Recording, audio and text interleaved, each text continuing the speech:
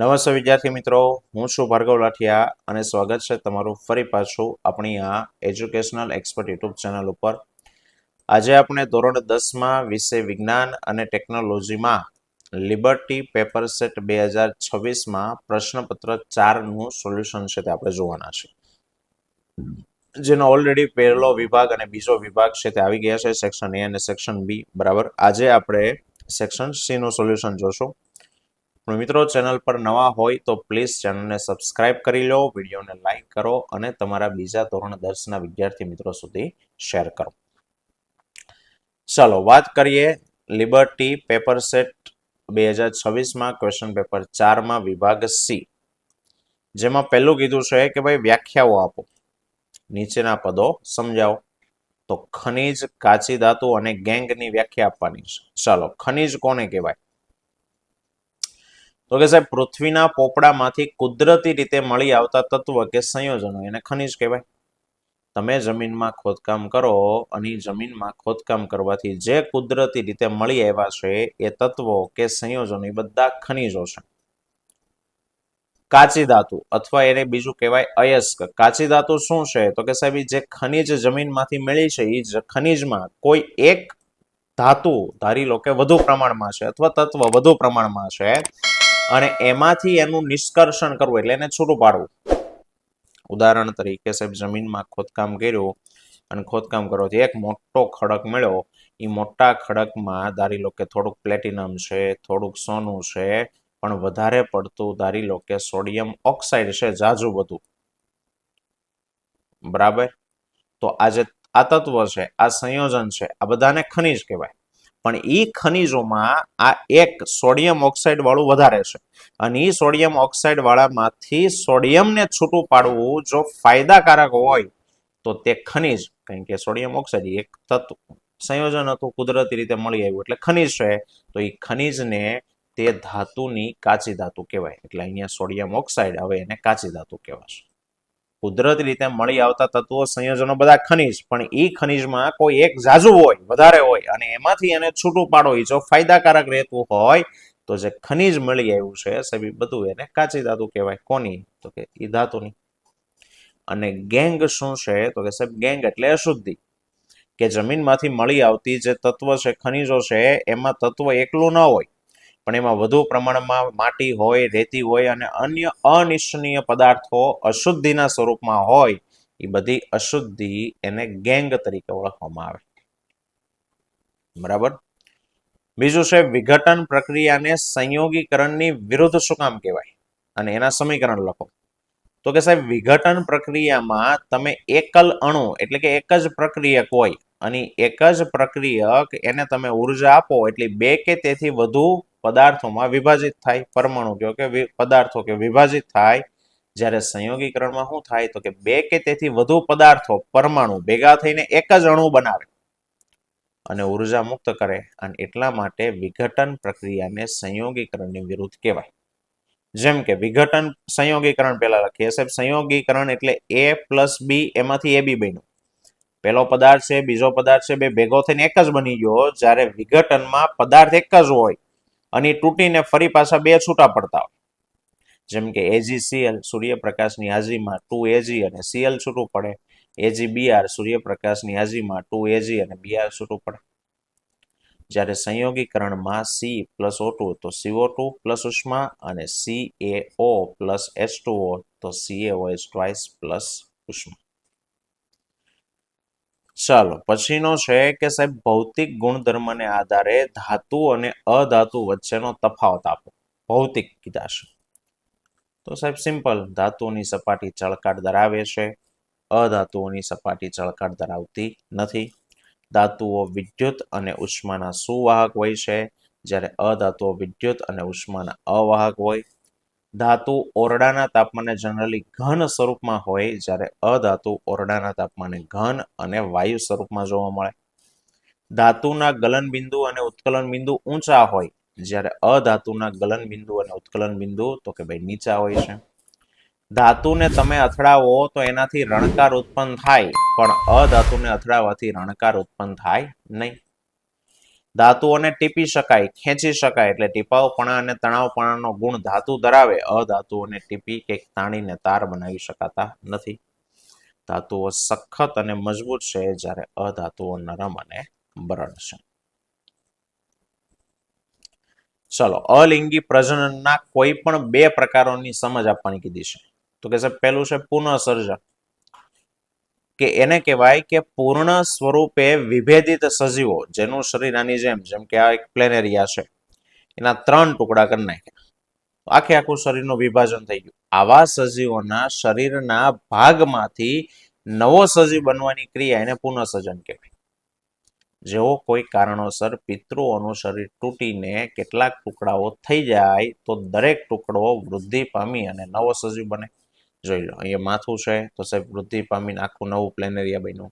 આ પૂંછડી વાળો ભાગ છે તો વૃદ્ધિ પામીને આખું સજીવ બન્યું. આ વચ્ચેનો ભાગ છે તો એમાંથી આખું સજીવ બન્યું. બરાબર સાહેબ, આવું કેમ થાય? તો કે આ સજીવોની પાસે ખાસ પ્રકારના કોષો છે, એવા છે કે જે સતત વિભાજન પામતા હોય. આથી આ કોષો વિભાજન પામી અને મોટી સંખ્યામાં નવા કોષો બનાવે. જ્યાંથી એ તૂટી ગયું છે, આ ભાગ અહીંયાથી તૂટી ગયું છે, બરાબર, તો એ જગ્યાના કોષો વિભાજન પામે અને નવા કોષો આવે. હવે એ નવા કોષો, બરાબર, એમાંથી પેશી બને અને આખે આખું જે ભાગ ઘટે છે ભાગનું નિર્માણ થાય. એટલે કે આ પરિવર્તન ખૂબ જ વ્યવસ્થિત રૂપમાં થાય, ક્રમિક રીતે થાય, જેને વિકાસ થયો કહેવાય.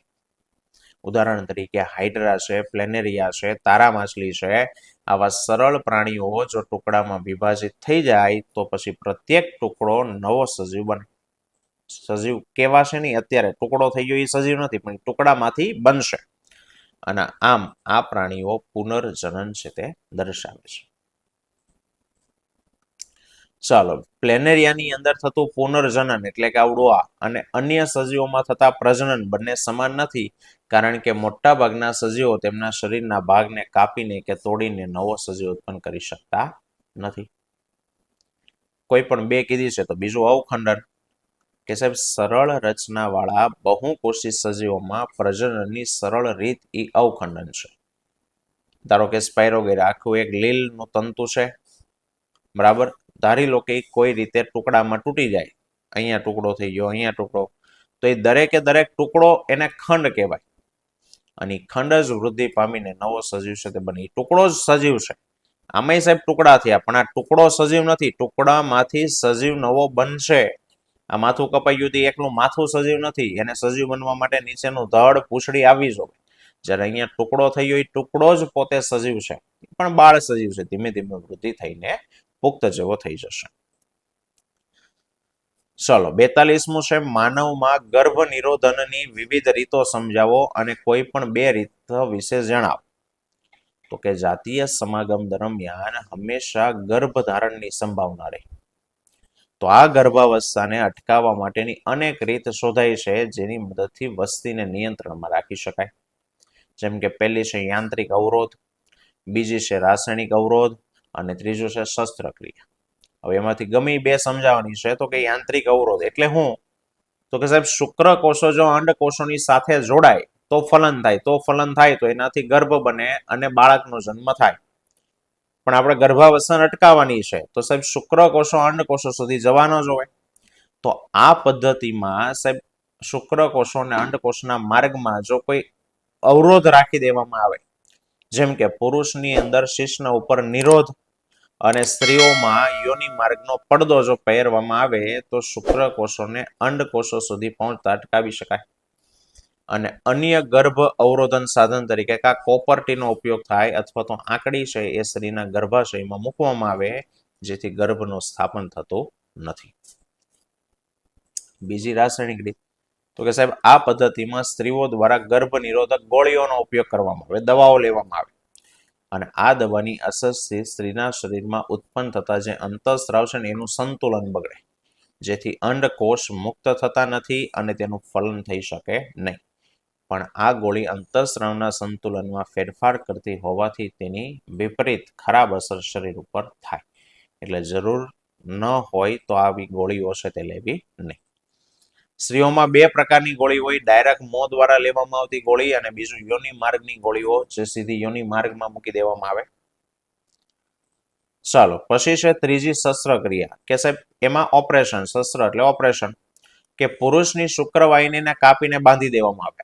આ ક્રિયા એને નસબંધી અથવા તો અંગ્રેજીમાં વાસેક્ટોમી કહેવાય, અથવા તો સ્ત્રીની અંડવાહિનીને કાપી અને બાંધી દેવામાં આવે જેથી કરીને અંડકોષો ગર્ભાશય સુધી પહોંચતા નથી. આ ક્રિયા એને ટ્યુબેક્ટોમી કહેવાય. બંને સ્થિતિમાં અંડકોષનું ફલન થાય નહીં, પણ બેમાંથી કોઈ એક કરાવે તો પણ ચાલે કે ભાઈ શસ્ત્રક્રિયા ભવિષ્ય માટે સંપૂર્ણપણે સુરક્ષિત છે, પરંતુ સાવચેતી વગર થયેલી શસ્ત્રક્રિયાથી ચેપ અને અન્ય સમસ્યા થઈ શકે. ચાલો 43 અંતર્ગોળ અરીસાના વક્રતા કેન્દ્ર ઉપર મૂકેલા પ્રતિબિંબ માટેની કિરણાકૃતિ દોરો. હાલો અંતર્ગોળ અરીસો વક્રતા કેન્દ્ર સી ઉપર મૂકેલું છે, તો પહેલું કિરણ સમાંતર પરાવર્તન થઈને એફ માંથી, બીજું કિરણ એફ માંથી પરાવર્તન થઈને સમાંતર. વસ્તુ સી ઉપર હોય તો પ્રતિબિંબ સી ઉપર જ મળે, તો લખ્યું છે વસ્તુનું સ્થાન વક્રતા કેન્દ્ર સી પર, પ્રતિબિંબનું સ્થાન પણ સી ઉપર. પ્રકાર તો કે સાહેબ વાસ્તવિક અને ઉલટું છે, અને પરિમાણ તો કે વસ્તુના કદ જેવું, જેવડી વસ્તુ છે એવડું જ પ્રતિબિંબ છે.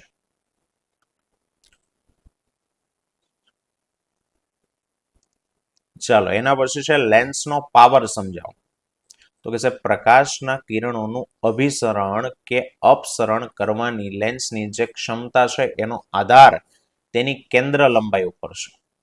પ્રકાશના કિરણોનું અભિસરણ એટલે કે એક જગ્યાએ કેન્દ્રિત કરવા, લેન્સ છે કિરણો આવે એક જગ્યાએ કેન્દ્રિત થાય, બરાબર, કે અંતર્ગોળ લેન્સ હોય તો સાહેબ કિરણો આવે અને એકબીજાથી દૂર થાય એટલે અપસરણ. એનો આધાર એની કેન્દ્ર લંબાઈ. કેમ તો કે સાહેબ એક લેન્સ પતલો છે અને એક જાડો છે, તો જાડો લેન્સ કિરણોને વધારે વાંકા વાળે, તો કેન્દ્ર લંબાઈ એની ઓછી આવે, અને લેન્સ પાતળો હોય તો કિરણોનું વક્રીભવન ઓછું થાય, જેથી કિરણો દૂર ભેગા થાય તો એની કેન્દ્ર લંબાઈ તો કે વધારે આવે. ટૂંકી કેન્દ્ર લંબાઈનો બહિર્ગોળ લેન્સ પ્રકાશના કિરણોને મોટા અંશના ખૂણે વાંકા વાળે છે, અને પ્રકાશીય કેન્દ્ર એટલે ઓપ્ટિકલ સેન્ટર અહીંયા ઓ હોય, અહીંયા નજીકમાં ભેગા થયા. આમ લેન્સની કેન્દ્ર લંબાઈ જેમ ઓછી એટલે કે લેન્સ જેમ જાડો, એમ પ્રકાશના કિરણોને કેન્દ્રિત કે વિકેન્દ્રિત કરવાની ક્ષમતા વધુ. અને આ કેન્દ્રિત વિકેન્દ્રિત કરવાની ક્ષમતા એ એના પાવર વડે દર્શાવાય છે. તો વ્યાખ્યા કે લેન્સની કેન્દ્ર લંબાઈનો અભ્યાસ એને લેન્સનો પાવર કહેવાય. માટે પાવરનું સૂત્ર પાવર P બરાબર 1/f. તેનો એસઆઈ એકમ ડાયોપ્ટર છે, તેને ડી સંજ્ઞા વડે દર્શાવાય. જો કેન્દ્ર લંબાઈને મીટરમાં માપવામાં આવે તો એનો પાવર ડાયોપ્ટર કહેવાય, અને વ્યાખ્યા કે 1 મીટર કેન્દ્ર લંબાઈ ધરાવતા લેન્સનો પાવર 1 ડાયોપ્ટર છે તેમ કહેવાય. અને કાર્ટેશિયન સંજ્ઞા પ્રણાલી પ્રમાણે બહિર્ગોળ લેન્સનો પાવર ધન, કારણ કે બહિર્ગોળ લેન્સની કેન્દ્ર લંબાઈ પ્લસ હોય, અંતર્ગોળમાં માઇનસ હોય, એટલે અંતર્ગોળ લેન્સનો પાવર ઋણ છે. અને પાવર માપવા માટે ડાયોપ્ટર મીટર નામનું સાધન વપરાય. જો ડોક્ટર દ્વારા દર્શાવવામાં આવેલા લેન્સનો પાવર +2 ડાયોપ્ટર છે તો સાહેબ સૂત્ર મૂકો P બરાબર 1/f, જેમાંથી આપણે f શોધવાનો, તો f બરાબર 1/p થાય.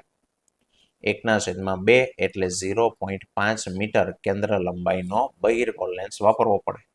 અને જો લેન્સનો પાવર -2.5 ડાયોપ્ટર તો એની કેન્દ્ર લંબાઈ -0.4 મીટર હોય, અને અંતર્ગોળ લેન્સ.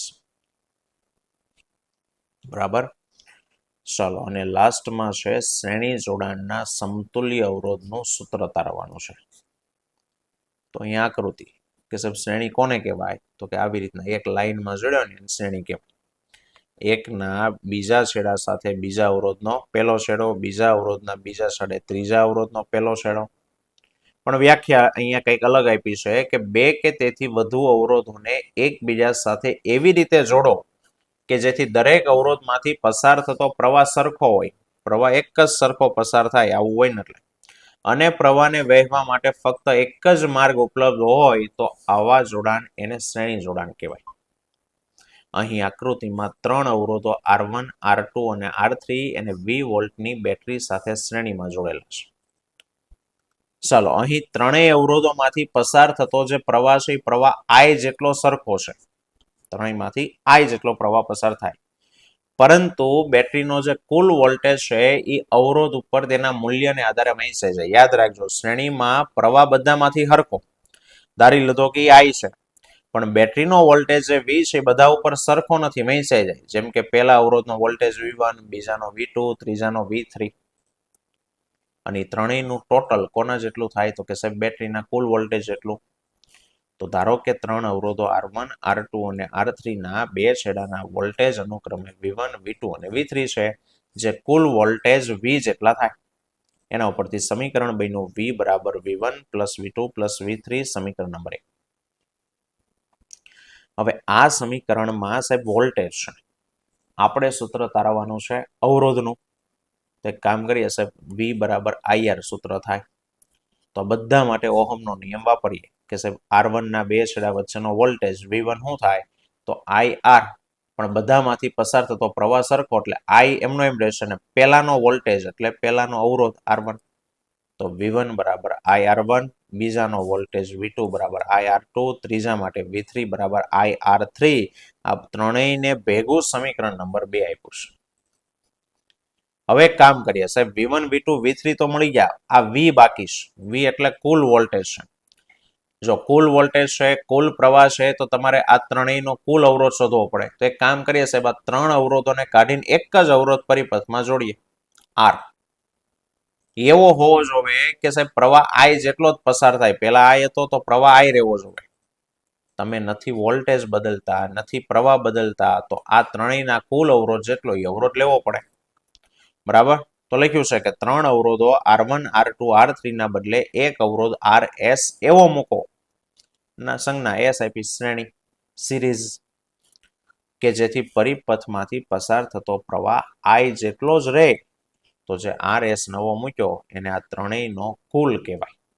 અને એના માટે નિયમ વાપરો તો એનો વોલ્ટેજ V બરાબર થાય IRS, સમીકરણ 3. આ સમીકરણ 2 અને 3 ની કિંમત એકમાં મૂકો તો V ની જગ્યાએ IRS, V1 ની જગ્યાએ IR1, V2 IR2 અને V3 ની જગ્યાએ IR3.